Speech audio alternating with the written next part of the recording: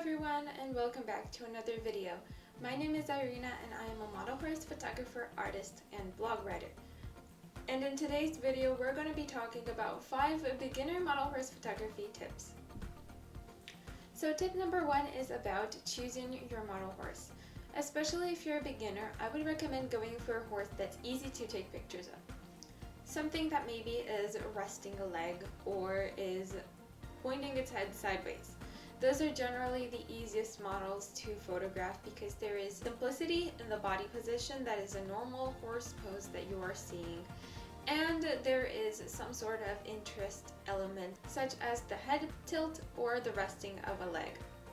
When you're taking pictures of a model that is rearing, has a very exaggerated pose, is bucking, or even has something a little bit awkward like an in-between trot or canter, those can be harder to photograph if you're not in the correct location or if you are not sure exactly how to set up your angle. So I would recommend going for something a little bit more simple.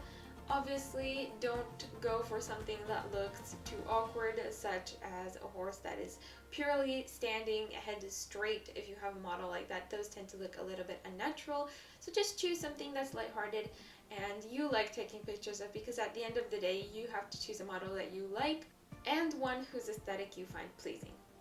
This, for example, is a very good pose for beginner model horse photography. You can see the head is tilted to one way and he's also sort of rising up a leg, or you can also have a model that's like resting a leg or just basically having some sort of movement in the lower areas as well. A model like this with its head pointed more towards the center of the body and with not so much movement in the legs, it's kind of got like its legs stretched.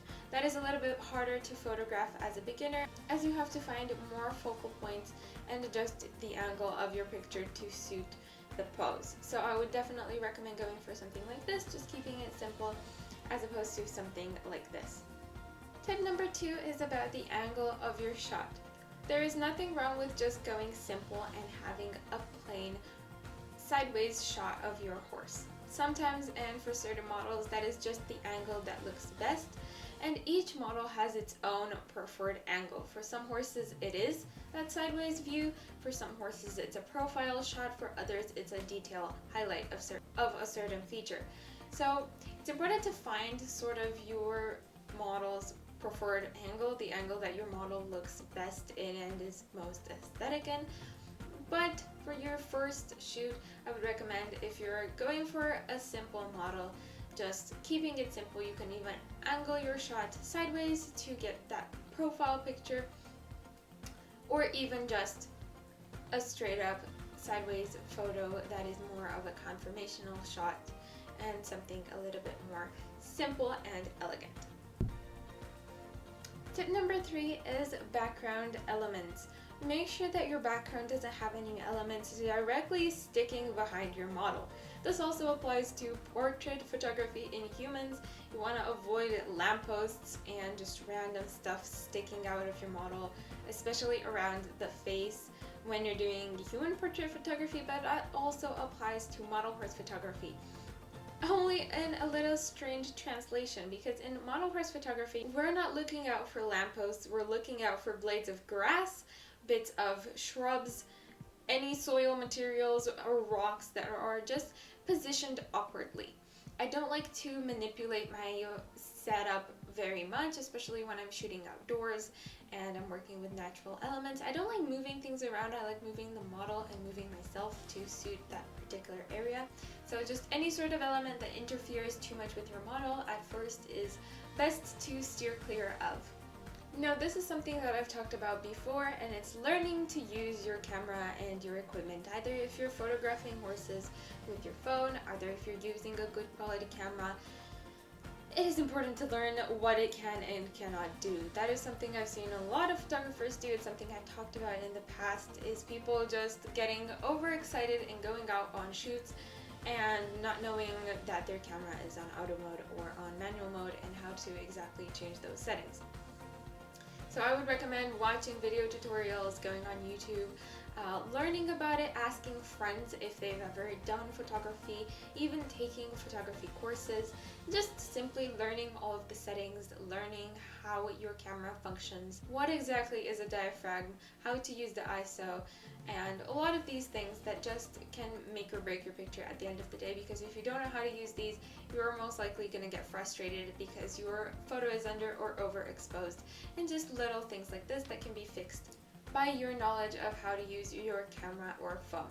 It's also important not to get too deep into these sort of things, especially if you're a beginner. Just learn to use the basics and you're good to go with that. You don't have to know every single button that your camera has. So you just need to know what you're going to be using, the general idea of how it works, and then you can get started and experiment with effects in the later stages. And on to tip number 5, our last and final tip. This is something that's really helped me when I was a beginner. It's something that I still do. It's going for walks and photographing my models along the way. It's honestly one of my favorite activities, just going out and walking through nature with a model in my pocket and a camera hanging around my neck. And I can just stop by and take a picture whenever I find anything interesting without the pressure of, oh, I'm at a shoot and I have to get X amount of photos in set amount of time, and what if I don't get it? What if I don't have the perfect shot? What if the location isn't good? Just drop all of that and go for a walk in your peace and quiet, either if you're going alone or if you're going with a family member or a friend. It's good to go for walks and simply sit down and take a picture from time to time whenever you find something that looks interesting enough to stop. That is the best way to get natural pictures, and it's the best way to mess up and learn from your mistakes, because you don't have to use all the pictures you take, and it's just a more casual way of beginning your model horse photography journey. I hope you guys enjoyed seeing these 5 beginner model horse photography tips. If you're interested in finding out more about what I do and also reading articles about model horse photography and other topics, you can find them all on my website, naturefoxes.com. That is also where I share a lot more about my photography and artwork. I'm also a model horse artist, so I customize and sell my pieces. Those are also available on my website.